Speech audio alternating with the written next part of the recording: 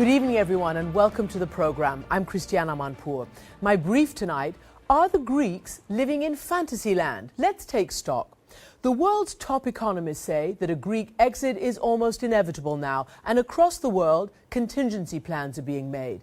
But Greek fringe parties, who are now near the top of the polls, believe that they can have their cake and eat it too, staying in the euro while rejecting the necessary sacrifices.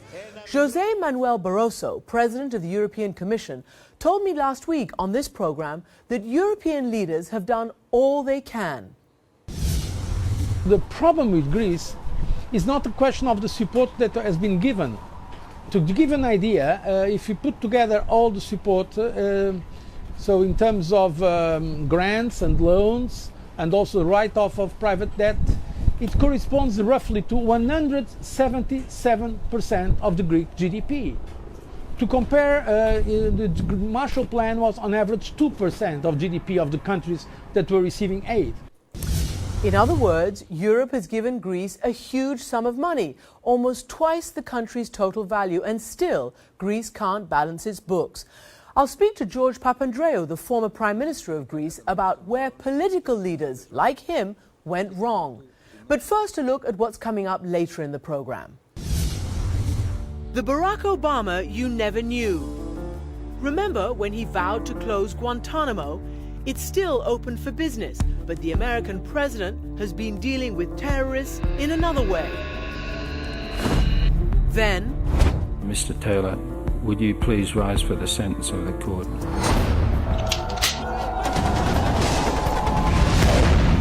Judgment Day for Charles Taylor. An eye for an eye and a limb for a limb. Let's go straight now to George Papandreou, the former Prime Minister who presided over Greece's first bailout and who committed to the austerity plan that has so far paralyzed Greek democracy. Mr. Papandreou, welcome to the program. Very nice to be with you, Christian. You know, as I was getting ready for this interview, I remembered sitting down with you more than 2 years ago, back in February 2010, and I asked you the following question. You are in a major crisis at home in Greece. Many are saying if you want our help, you're going to have to take some very painful measures, which it seems your country is not prepared to do and your government is not prepared to do. Am I correct?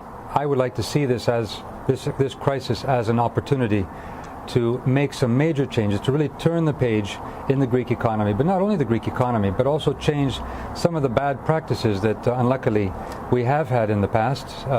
For example, corruption and lack of transparency, clientelistic politics. We, with the measures we're taking now, will become, I believe, one of a model country in transparency. So, Mr. Papandreou, that was more than 2 years ago. You talk about creating a model country. What happened? Well, first of all, I would stick with this as an opportunity to really change the country. And as a matter of fact, 2 years on, we have made major reforms. And this is not something I am saying. This is something that the OECD is saying, because there's a simplistic view that Greece has done nothing. Greece is #1 in reforms amongst OECD countries, according to the OECD. But that doesn't mean there's not a lot of pain.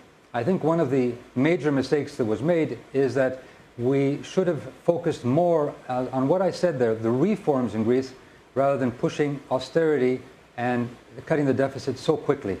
That, I think, hurt, and it undermined the need to make very deep reforms, which we have done up to a certain point. How do you feel right now? I hear anger, I hear some sadness at the state that Greece is in. Well, I think we all feel very bad, and this is one of the reasons is that when we began the program, I would say a wide majority of Greeks were very much in favor of the program, saying this is an opportunity to change. We have been living 2 years of constant insecurity. Who is going to invest, Christian? Just let me ask you, would you invest in a country when every day there are analysts around the world saying you may or you may not be in the euro? Well, 2 years with no growth, 2 years with no investment, 2 years with lack of consumer confidence, 2 years where people are pulling out their money from the banks. This can't go on. We need to have an end to the saga, a positive end to the saga, where we can feel that we are secure within the euro. And yes, growth will come. Certainly we need to have a wider European policy for growth and for unemployment. but then there will be a sense of security. If we don't have that, we will see more extremes, more nationalism, and the undermining not only of Greece, but of the European project itself. The IMF director, Christine Lagarde, has said the problem with Greece is that they don't want to pay their taxes. What is the root of what's happened in Greece?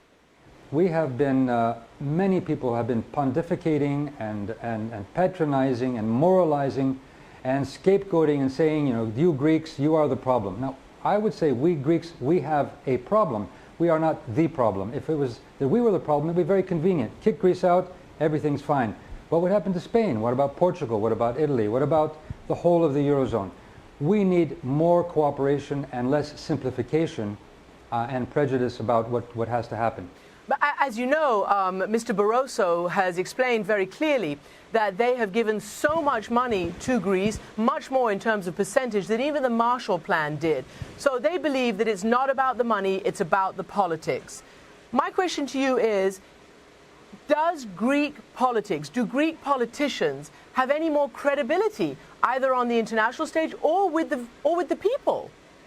Obviously, we need to keep on track the major reforms, because we Greeks, first of all, want change. We know that there are problems in our system. We know that we're not competitive.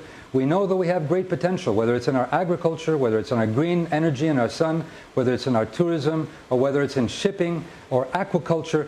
We have great potential, but we need to manage our country well. Now, that hasn't been done over the last decades, and that is, of course, what we are paying for.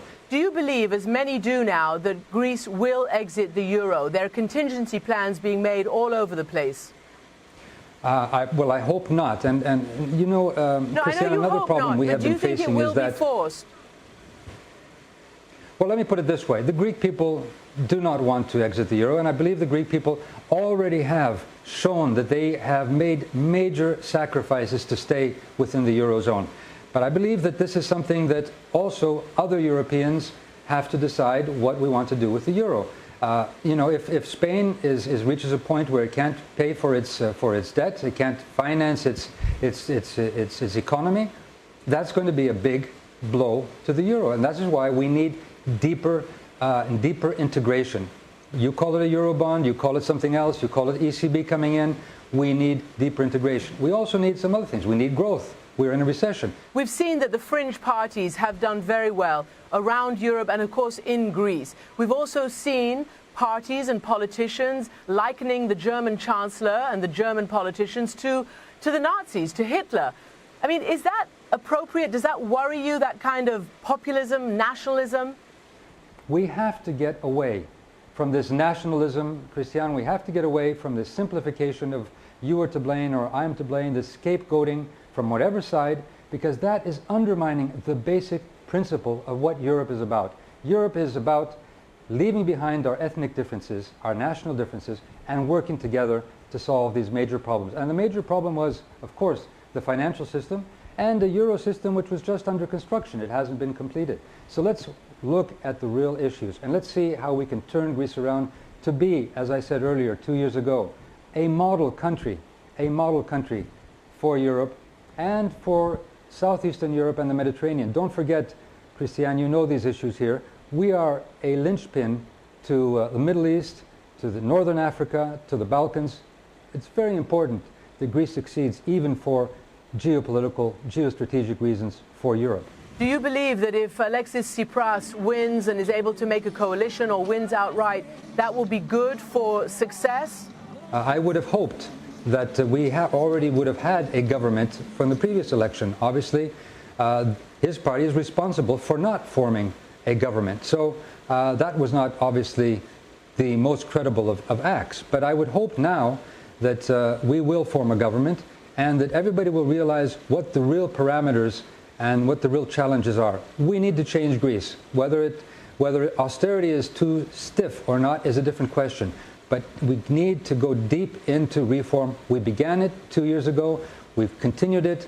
And it needs to continue to be a competitive, sustainable, and proud Greece. Former Prime Minister Papandreou, thank you so much for joining me. Thank you very much, Christian. Nice talking to you.